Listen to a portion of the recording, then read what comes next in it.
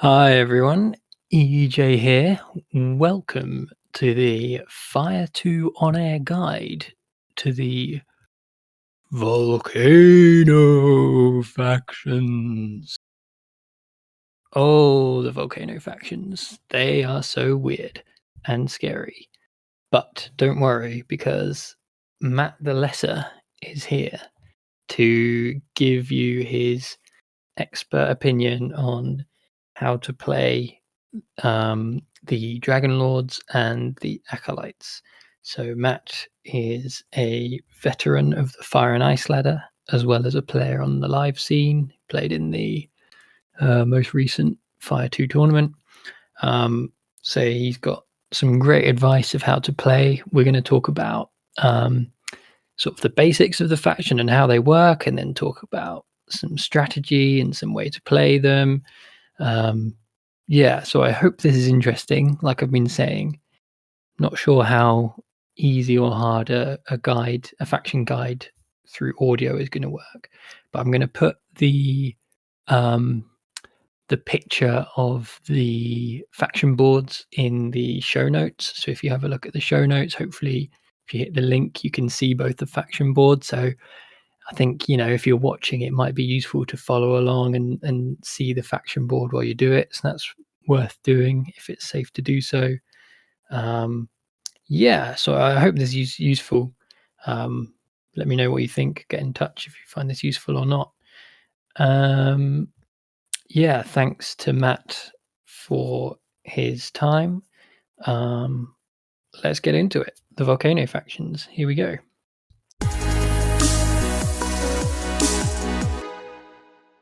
I realized, I don't know if I made it clear, that I was only expecting you to do like one of the either variable volcano or ice, but I don't know if you had a preference of what you wanted to actually talk about.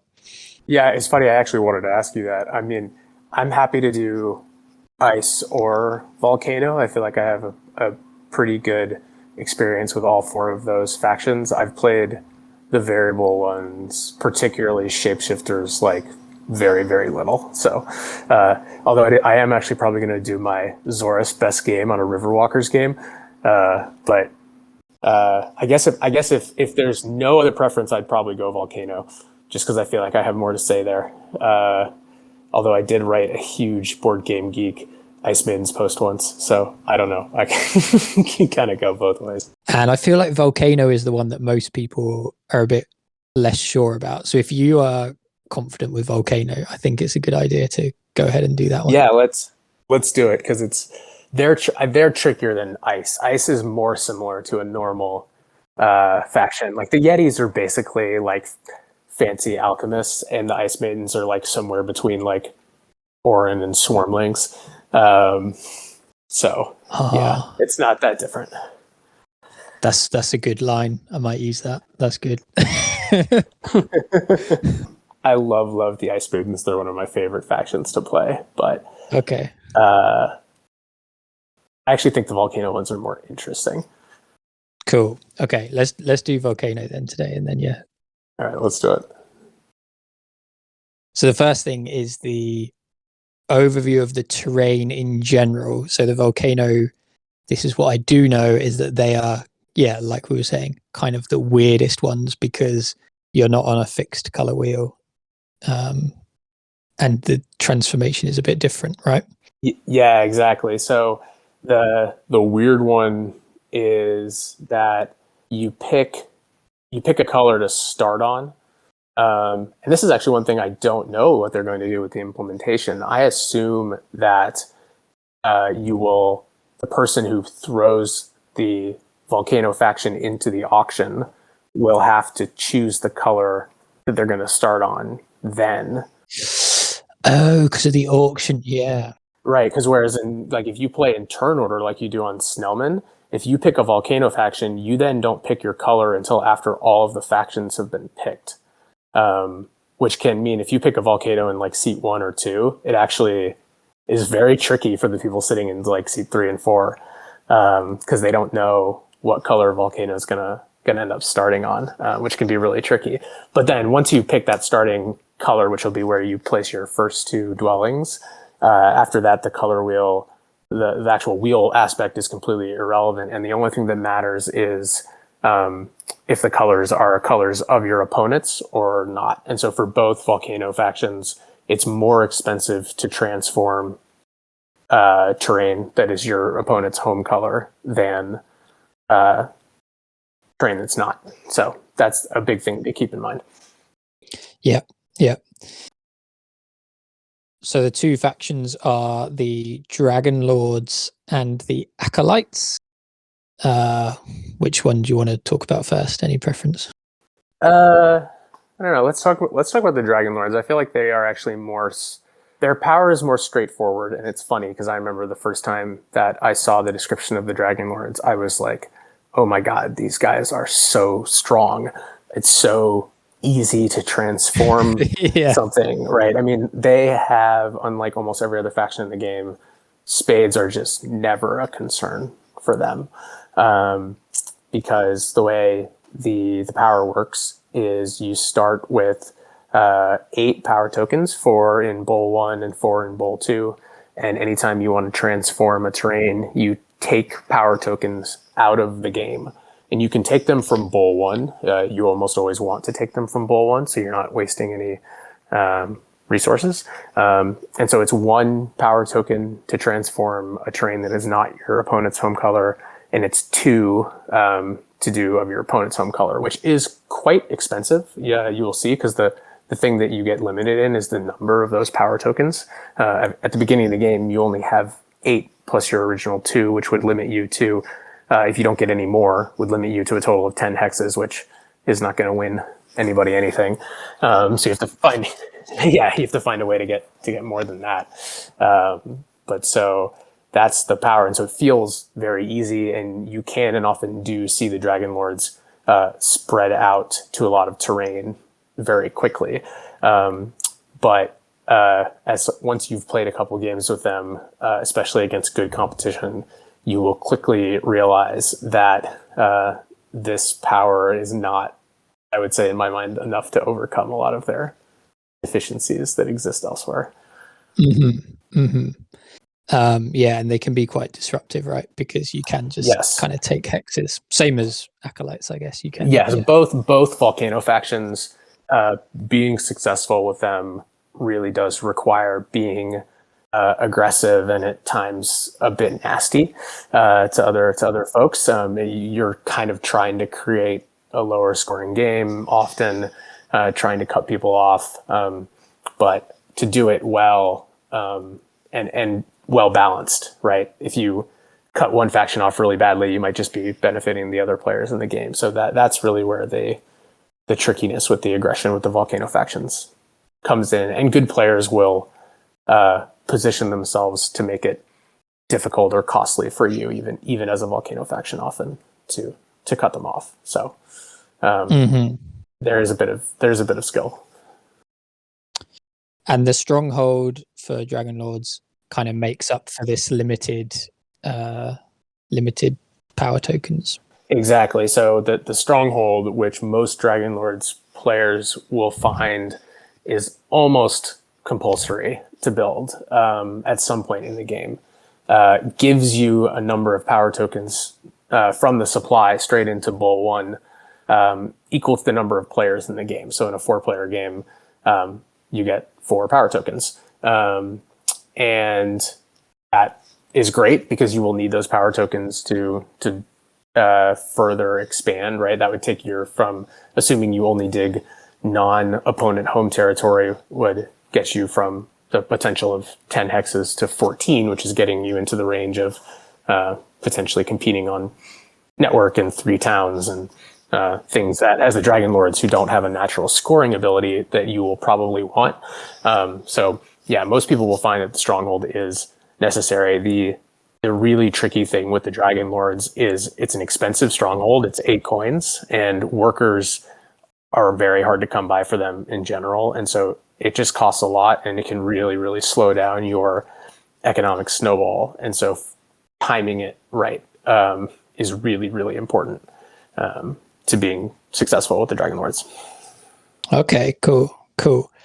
And so, then the next question is, what is their defining feature? And I guess that is it's this way that they transform, right? The volcano way of transforming. Yeah, it's very much the way of transforming. And, one thing that we didn't say yet, and is true for both volcano factions and the ice factions also, is that once a hex is transformed into volcano or ice, it cannot be transformed, period, ever again, by you or anyone else. So unlike any other faction, you can transform something to your home color and then let it sit there for quite a while before building on it, if you so desire.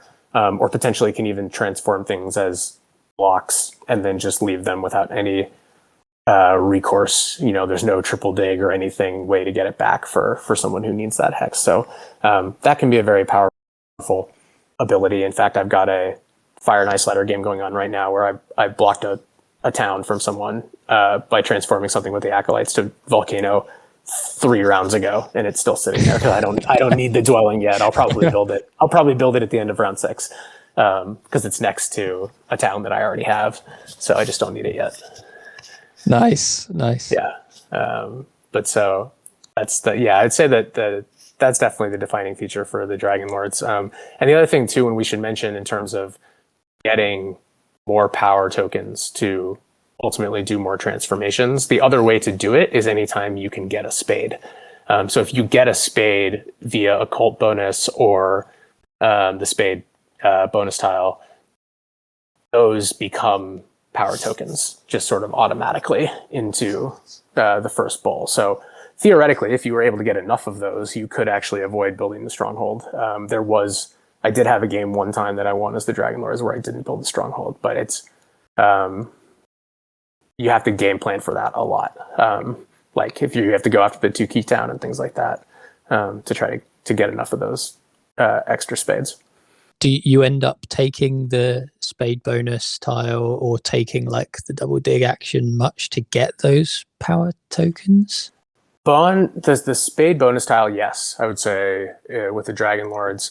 Because that's still basically a spade, I guess. Right, exactly. It's still a spade, and you still get the coins. And so it's funny. I see people say, having it not in the game is actually good for the Dragon Lords because they don't care about spades, and it takes spades away from other players. But it takes spades away from you too. So I actually think that that's a good bonus tile to have in the game for the Dragon Lords. The power actions, I would say much less so. Taking the single spade or the double spade, while yes, you could take those, and if you do, it will give you power tokens into bowl 1. It is very hard to do that, partially because power management is very, very important as Dragon Lords in general, and oftentimes you get down to having pretty low amounts of power pretty quickly. So like the odds that you even have 6 tokens at any time to take that action are pretty low. And if you do, you're much, much more likely to want to take the worker action or the coin action, or even just do straight coin conversions. Because the biggest thing with the Dragon Lords that's hard is just having enough resources. And because we didn't get into this yet, but they don't have a basic worker income. So most factions, even if you have no dwellings on the board, you produce 1 worker. The Dragon Lords and the Acolytes too. If you have no dwellings on the board, you produce no workers. And that's 6 fewer workers over the course of the game. And it includes round 1. So in round 1, you have 5 workers. Everyone else has 6. Well, besides like the swarmlings and stuff. But yeah, compared to a normal faction, you're 1 down and you're down that production the whole game. And then additionally, your 4th dwelling doesn't produce any workers. So workers are a real struggle for fire factions. Yeah, with engineers, that is to compensate for the fact that their buildings are so cheap that you get less income. But with Dragon Lords and Acolytes, the buildings aren't any cheaper. They're not any cheaper. And in fact, the Stronghold and Sanctuary are both 8 coins and kind of more expensive. So you gotta find ways for workers. And I think with Dragon Lords too, and this is getting into the strategies a little bit. A lot of people open with a dwelling rush. And I do think that in many, many cases, that is the right approach. and so you're often looking for like dwelling scoring. You'll see a lot of Dragon Lords with dwelling scoring in round 1, because you need them to open up with enough workers to then sort of sustain the rest of the game. You'll find as Dragon Lords, even if you just open like temple 1 dwelling, or 2 dwellings 1 new dwelling, if you don't, especially if you then go for like Earth 1 or something, you're going to find yourself resource starved often pretty quickly. Mm-hmm. So you get those dwellings out, and then, so yeah, are you not, is there any like favor tile you'll go for, or is it that you're generally not building a temple? If you're putting out a bunch of dwellings, then you're probably not building a temple. If you do build a temple, I do think an economic favor is often good. Both Fire 1 and Earth 2 are pretty good. You would almost, especially as Dragon Lords, you'd almost never want to go for Air 2 because you're going to run into power management issues pretty quickly. But both of the ones that just give, good income are good, depending on sort of whether the game is more worker short or coin short overall.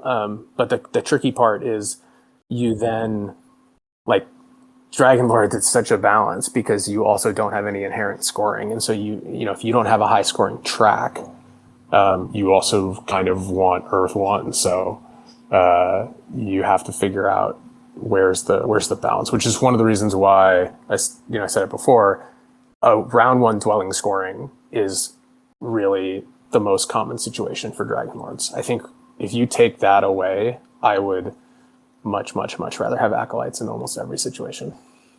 Okay. And then, yeah, like you said, Stronghold, you'll often need to get any kind of competition of network or like expansion network scoring. So like a sort of mid to late Stronghold once you start running out of power tokens, I guess. Yeah, exactly. So you usually are going to want it in like round 4 or 5 probably. So if there happens to be a big building scoring event there, that's really nice. I wouldn't say it's like a prerequisite for Dragon Lords, but it's certainly nice. The other one event situation that can actually be nice for the Dragon Lords is if you have the fire big building scoring in round 1, which is sort of the one exception I would give to the dwelling scoring in round 1, because Dragon Lords start with 2 steps on fire. And so then if you get either a priest or even just that inherent 2 steps, gives you a free worker immediately back, and can make up for some of that early worker deficit. Cool. And so then the next question is like, are they good? Are they a strong faction or a weak one in general? I would say they're a weak faction. I think they're easy to play and can be fun to play, especially for newer players. But at higher levels, I think they're not very good. In fact, I think it was Ranier who described them as a utterly garbage faction. I could be attributing that wrong, Ryan. So if it's not you, I apologize. But there was some Board Game Geek post where someone wrote that they're utterly garbage, Okay. which I wouldn't go that far. I have seen some what I would call niche success with them in the Fire and Ice ladder, but I do think they are weaker, and my opinion has completely changed. When I first started playing with the factions, I thought the Dragon Lords were much better than the Acolytes, and my opinion has now done a 180. I think the Acolytes are much better and much more viable in a much broader range of setups than the Dragon Lords. Okay, cool. And then if they are bad, do they have any places where they're particularly good in terms of maps or expansion scoring, with like outpost scoring or stronghold sanctuary distance or anything like that? Yeah, they're very good with edge scoring. Is probably the best of the expansion scoring for them, because they can kind of just run along the edge pretty easily, and that's true for the Acolytes too, given that they're mostly color wheel agnostic. They also can do okay on distance, just because, again, it's not like they can always get to all the corners without any issues, right? In high level expansion games, You'll often see people, those hexes in the very corners can be fought over pretty early. And the Dragon Lord, but if the color is, triple dig or something, then that makes a faction less of an issue, and that's never going to be a problem for Dragon Lords. The clusters, I guess, could be okay. I've never really thought of them as like a particular clusters faction, but I guess I don't see any reason why it wouldn't. I think that the potential reason maybe would be that Dragon Lords don't usually upgrade their shipping a lot, because they don't need it to get territory, right? The main advantage of advancing shipping for most factions is getting to free hexes of your color, which Dragon Lords don't have any. And so they tend to like the bigger land masses where they can just kind of walk straight across the land. So fjords, I've seen better success with them, and same with the base map. They can start over in the east, kind of in that Darkling Swamp area, and do pretty well, and actually can be quite disruptive for the factions that normally like to start over there, like Darklings and Cultists and Engineers, because they can kind of mess up some of those natural lanes that exist on that eastern continent. Cool. And then are they? So it sounds like they are quite easy. Like you sort of mentioned it, they're kind of easy to play as a beginner because you can just like magically transform everything and build on it, but then difficult to actually use effectively and to actually win at high levels with. Yeah, I think that's right. I mean, if the other thing I'd say is if your objective is to like not finish last, then Dragon Lords are usually pretty good at that, because they almost always inevitably screw over at least one person. So you're probably not going to get fourth very often, but it's also very, very, very hard to finish first in a high level game. And are they fun to play? Do you like enjoy a game with Dragon Lords? Or I've enjoyed some. I've not enjoyed others. I think that it's easier than you'd expect to have your economy kind of stall out, and that can be very frustrating. Yep. Because then you feel like you can't really do anything. But more importantly, I would say that I hate playing against the Dragon Lords. They are, because they're more effective than almost any other faction at screwing you over, kind of, if they want to. And so playing against them is like an exercise in paranoia of how do I minimize their interest or ability to negatively impact me. And especially knowing that that's like the way that they are going to succeed, you have to really, really, be on the lookout. A bit like playing giants with base factions, I guess. They can take any of your hexes. Right, but I would say their ability to disrupt is actually way higher than giants. Yeah, of course. So that kind of like what we're doing to play against them is we're basically just avoiding them and trying to protect our hexes. There's not really any way of specifically countering them. Yeah, I mean, I think that the key is it's Dragon Lords don't usually want to take your home hexes, because it's twice as expensive for them to do so. And given they have a limited number of power tokens and therefore Spade's sort of total supply for the game, they usually don't want to do that. So the key is grabbing the hexes like one away from you, one transform away from you that you really need before they do. Okay. Yep. That's kind of, if you're playing against them, like I'm thinking on awesome fjords, for example. There's that on the eastern fjord. I often find Dragon Lords on that map will start as blue. And so they put themselves right in the middle of that continent. And so if you are black and starting on the bottom edge, or you're green starting kind of on the eastern edge, you want to claim that like brown or gray that's right next to the Dragon Lords, like turn one, because if they take it, and they will, it's very bad for you. Yeah, you see a lot of the factions that do better against the Dragon Lords are the ones that can get spades early, or like don't need to rely on their initial dwelling placements for town spots. Okay.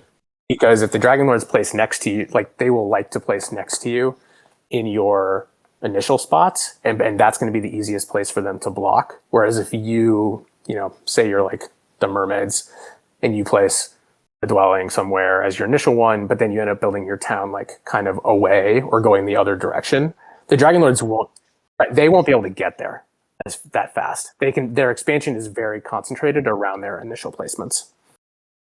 Yeah, the only other thing is that we didn't talk about it in the expansion scoring, but the Sanctuary is a rarity for the Dragon Lords. So the Sanctuary Stronghold distance tile is bad for them. And you often like just won't build it because it's expensive. Getting enough hexes for a town is like not usually a problem. You can kind of go anywhere. So get those 4 hex towns. Yep. Exactly. Yeah. So the Sanctuary is just not a big thing for them. That's really great. I really like how you've gone through that. I think that's really useful. Nice. Hello, listeners. Ejay here again. That was the Dragon Lords. Didn't Matt do a great job talking about them? And now we can move on to the Acolytes, who are a bit more wacky. One thing I noticed listening back to that is Matt's audio file goes a bit wonky in places, so apologies for him sounding a bit funny.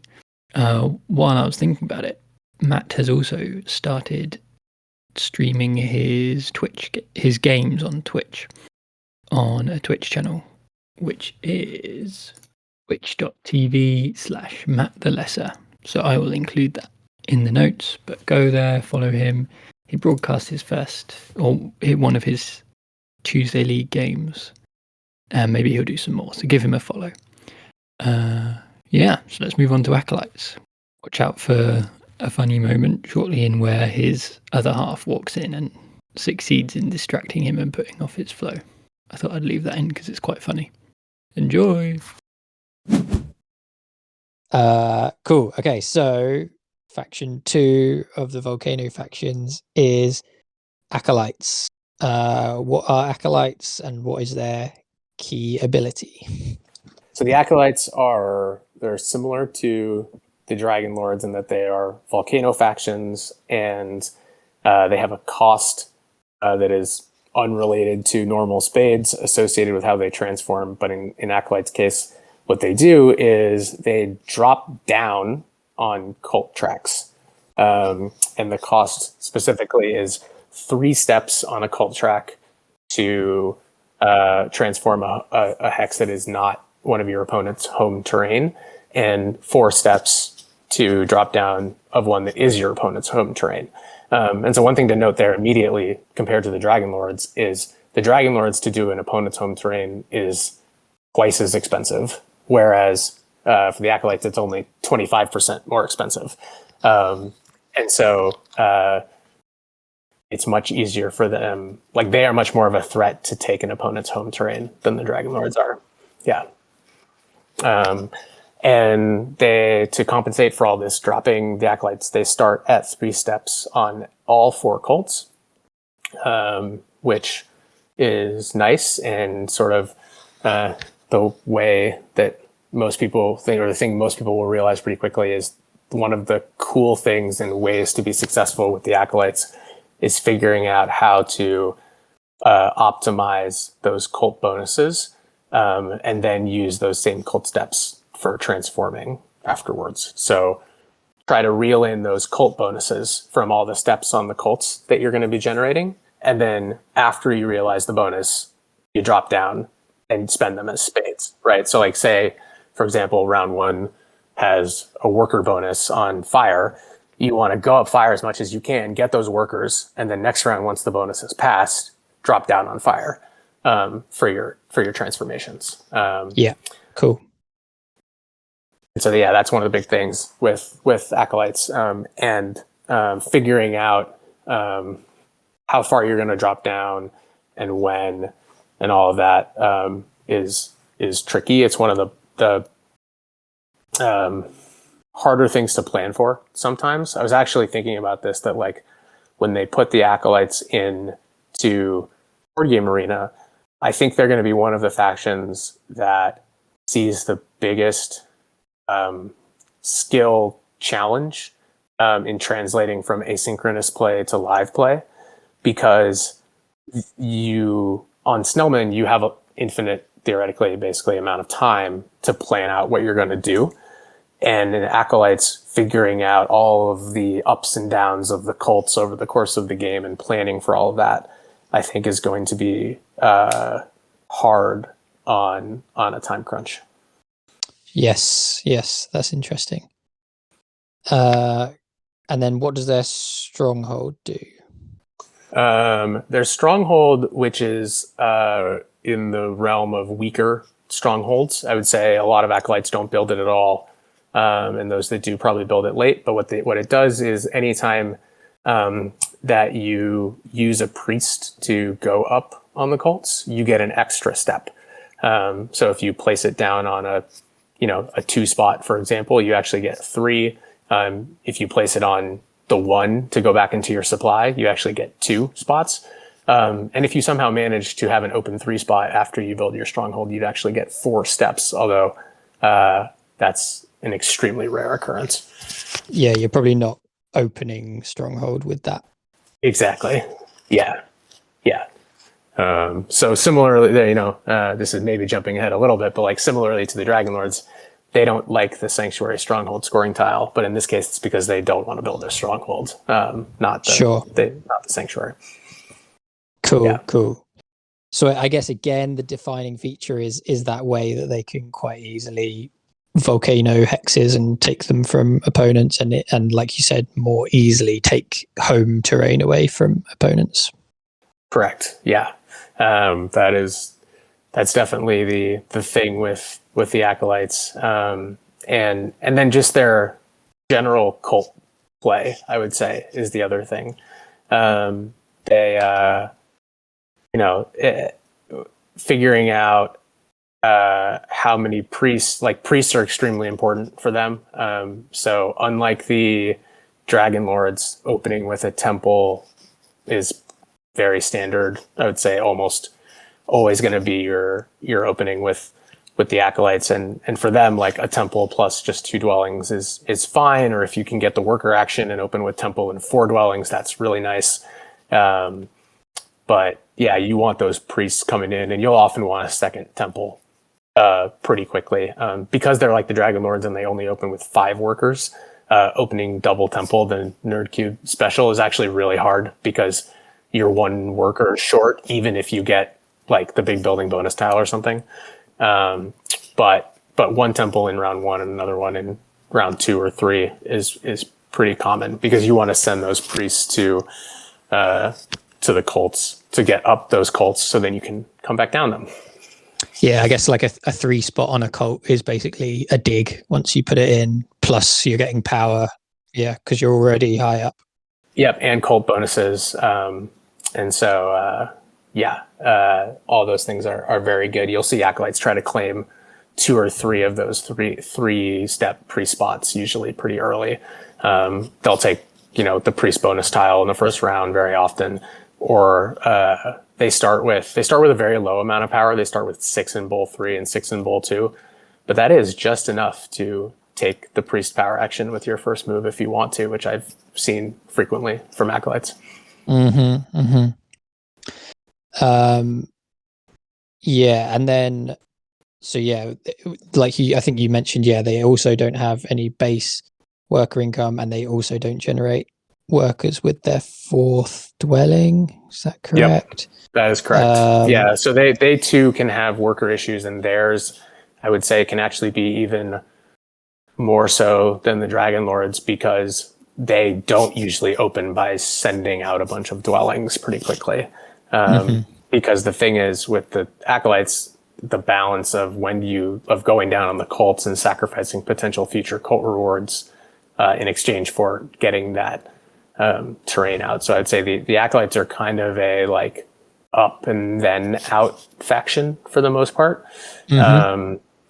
But they're kind of they're one of those factions. Like the 2 key town, if this wasn't clear, is really, really great and important for them. I mean, it's worth almost 3 cult steps in aggregate. If you get 8 total, is almost worth 3 spades, plus the power and the other generally great things about that town. So trying to open get a town pretty quickly, and so somewhat unintuitively, actually, the sanctuary early is not like uncommon for the acolytes, because it means that you can get that town without digging an extra hex early on.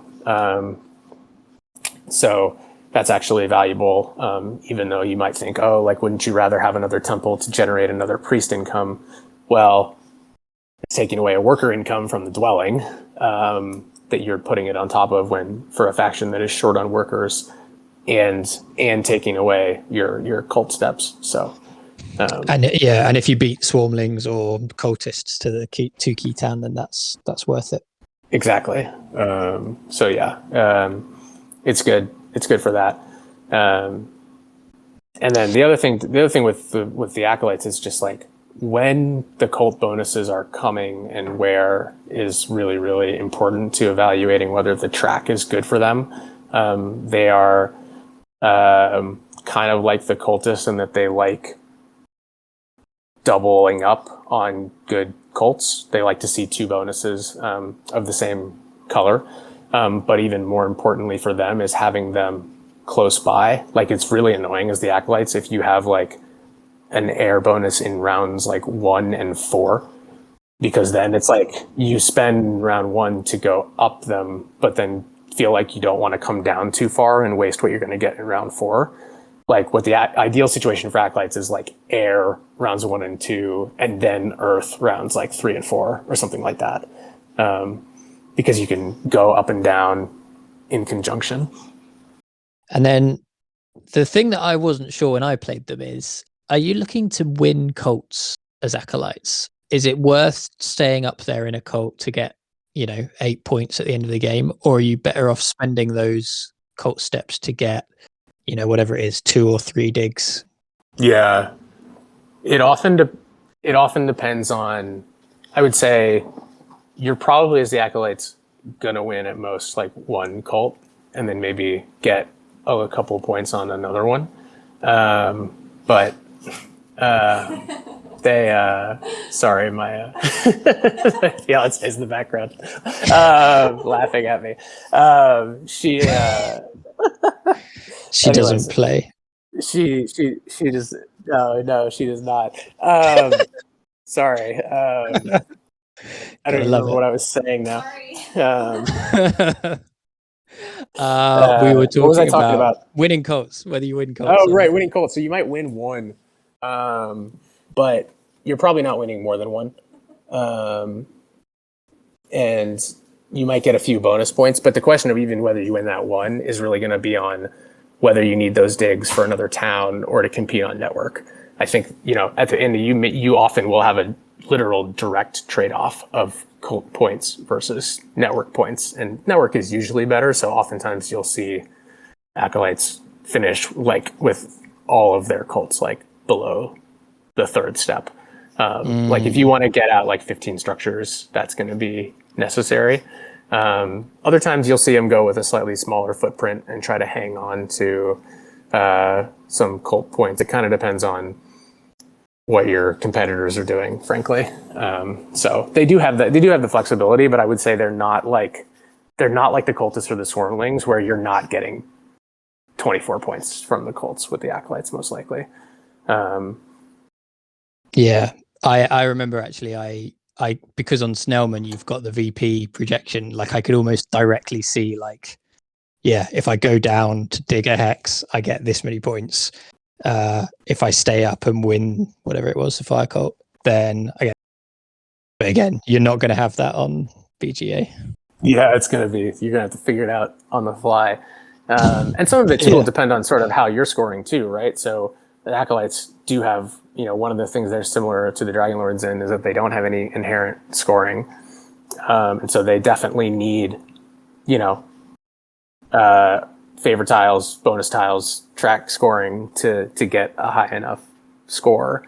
And so, they're more likely to, take Earth 1, for example, as their opening favor, although a economic favor is also very good for them usually. Like Earth 2, I would say in particular, can be very nice, given the worker deficiencies, but you're going to want that second temple, and that one will usually be a scoring favor pretty quickly.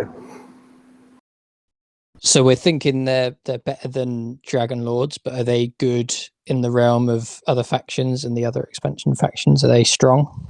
I still would say that I think they're probably on the lower end of factions overall. Not at the bottom. They're not like giants or in level. They're in the middle somewhere. But yeah, I mean, I still wouldn't put them. They're nowhere near like Darklings or cultists in general. It'll be interesting to see how things play out with the auctions, because in my experience with the Fire and Ice ladder on Snellman, where you don't have the auction, everyone starts with the same number of points. Acolytes are very often chosen in third or fourth seat, specifically to avoid getting into a bad color matchup. So, right. So if the first three picks on the wheel are Darklings, Cultists, and Engineers or something like that, I mean, on base map, we know that like there's not really a good pick into that setup. If you pick a fire faction, it completely changes the calculus of the whole game in terms of the color wheel. And so, like in those situations, they're way better than your alternatives. And so that's why you pick them. And they can be competitive in those situations. And so one of the things I really appreciate about the whole Fire and Ice expansion is that I've felt like there's not this, you don't settle into this meta around the wheel in the same way that you do in TM Tour, for example.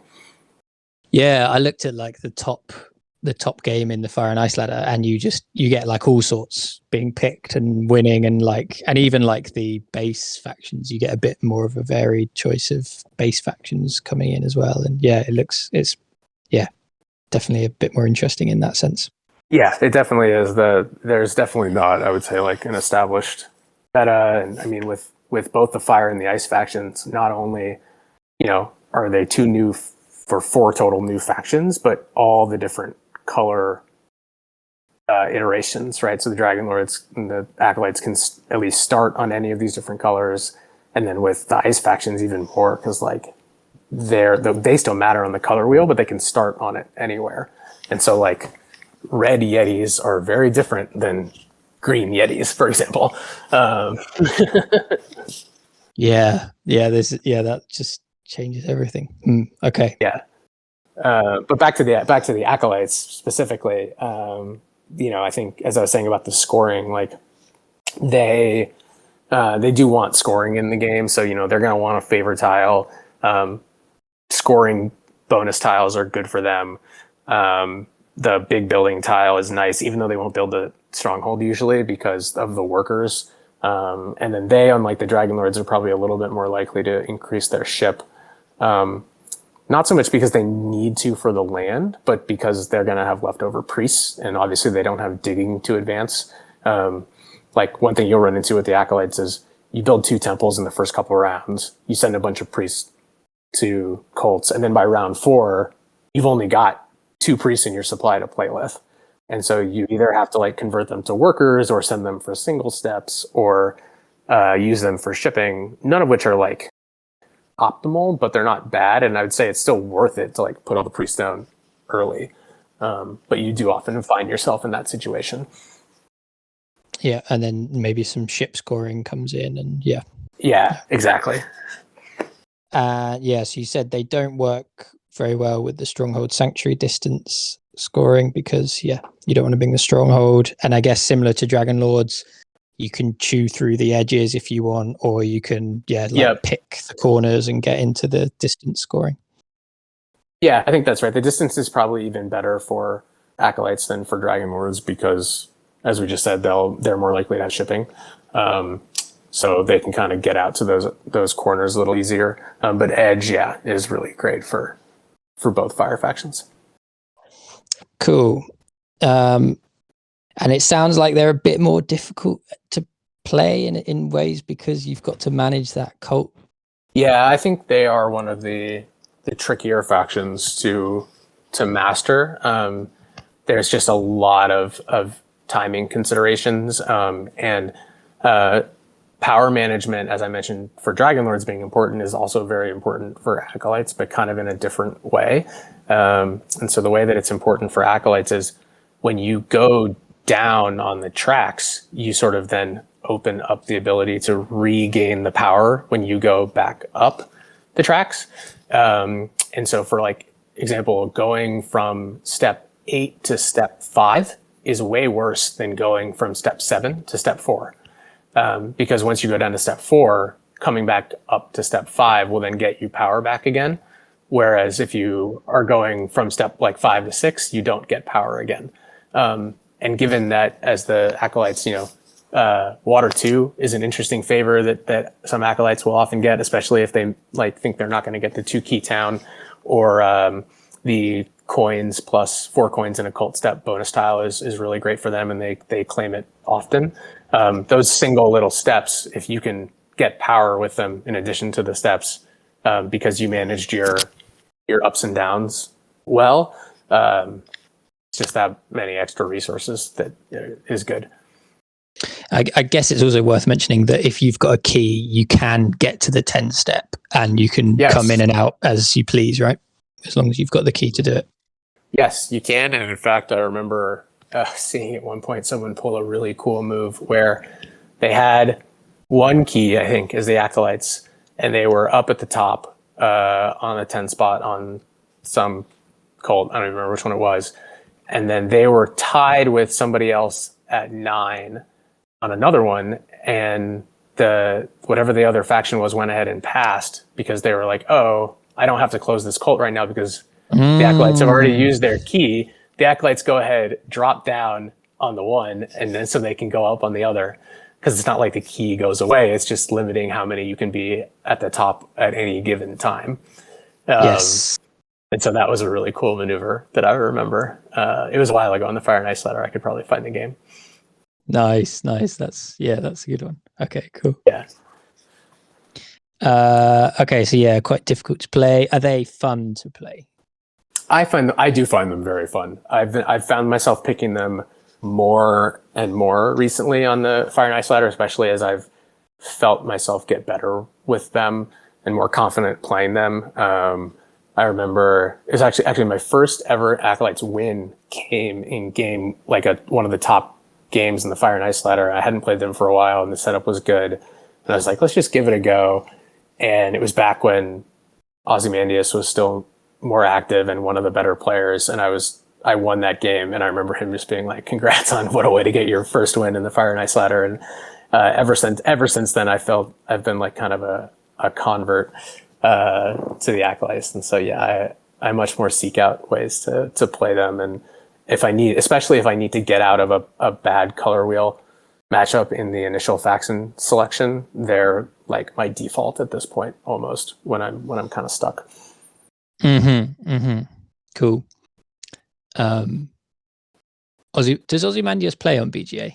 I guess for the BGA twerps. Is he a Snellman only?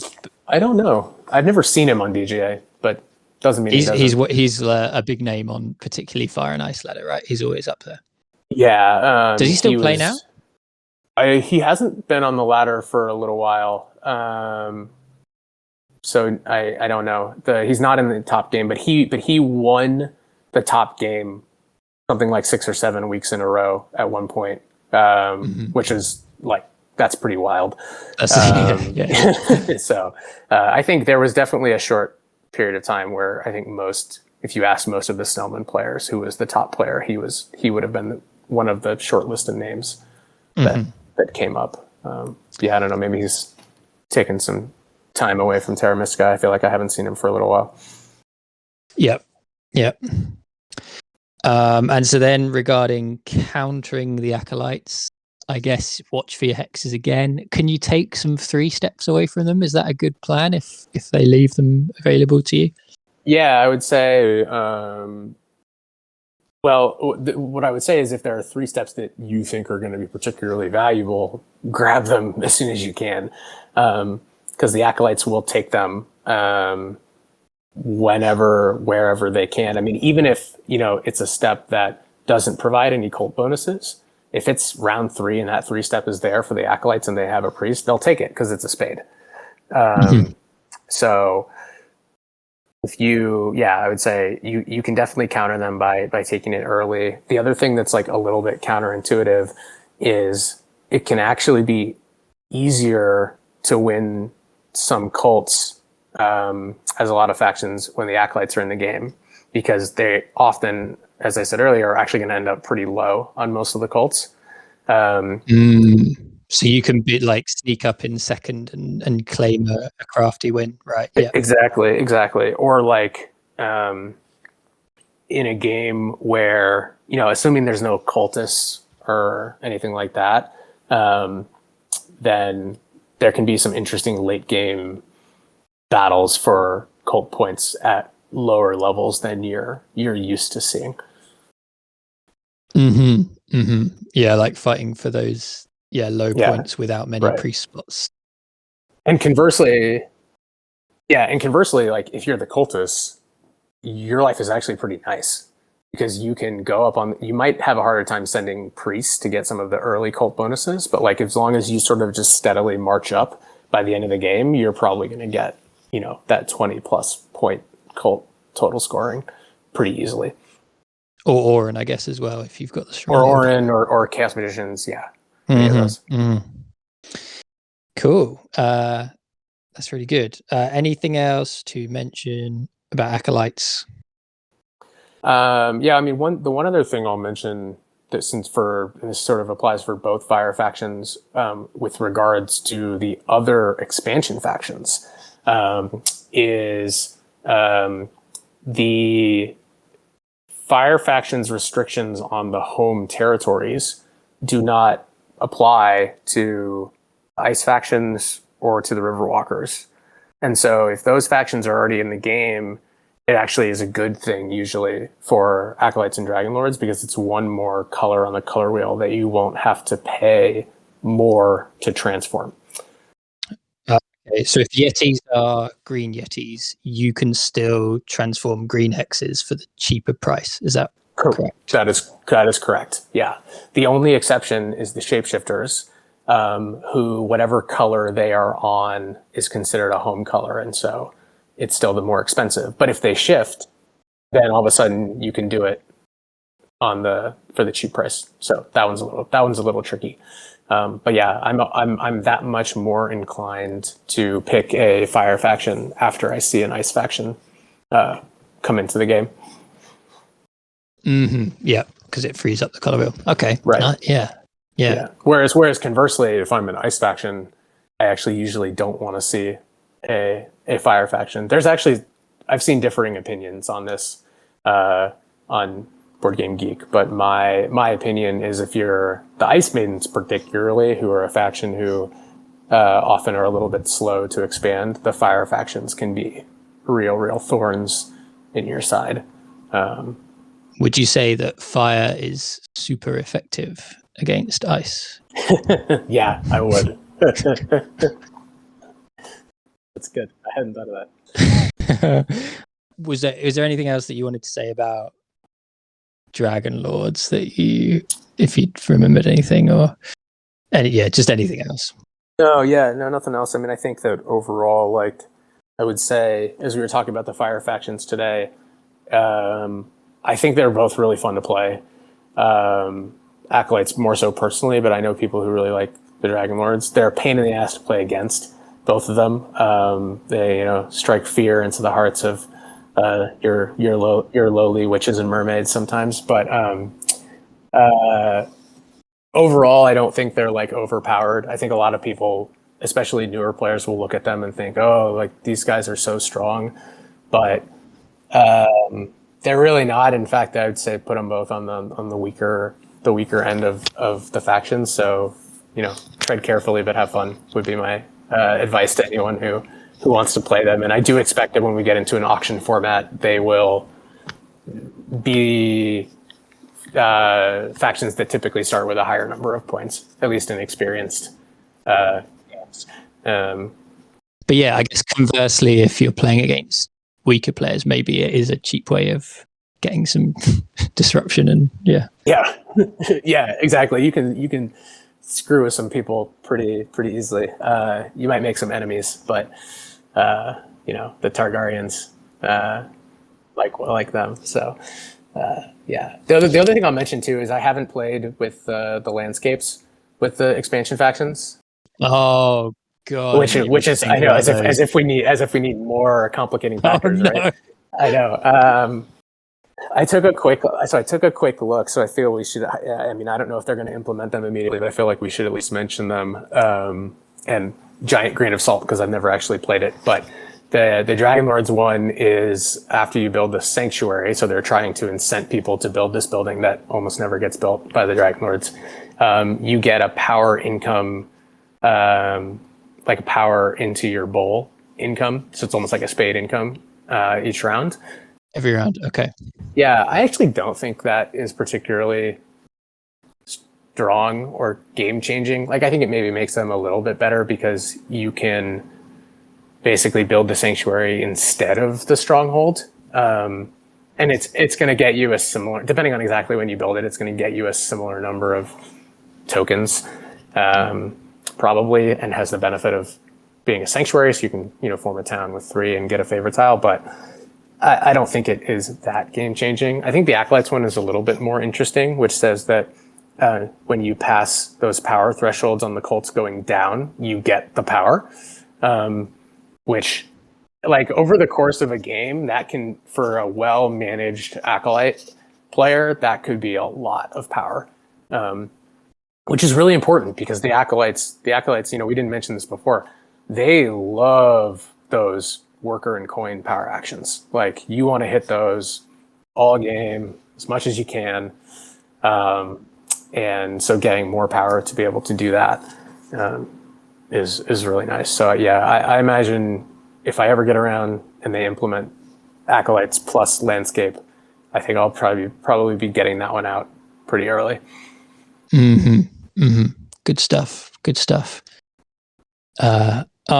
Thanks for this. You talk about it really well. I hope so. I mean, I think between these conversations, and I know Zorus is making some videos, and then people just going out and trying it themselves. Hopefully it's helpful. Hopefully it's interesting. This is the kind of discussion actually that I would think someone should probably listen to it, go play a couple games, and come back, and you'll start understanding some of the more nuanced stuff that we talked about.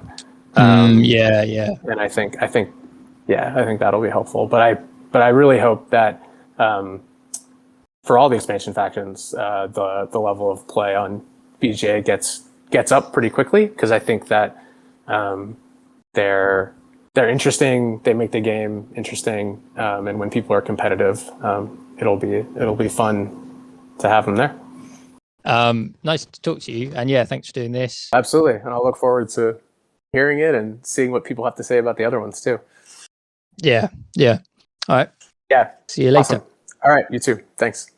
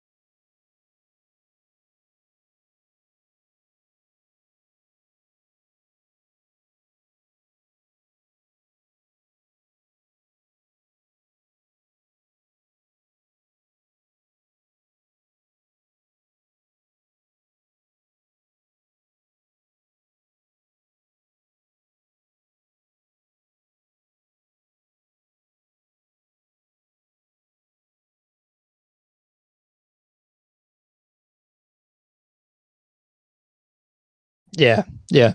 All right. Yeah. See you later. Awesome. All right. You too. Thanks.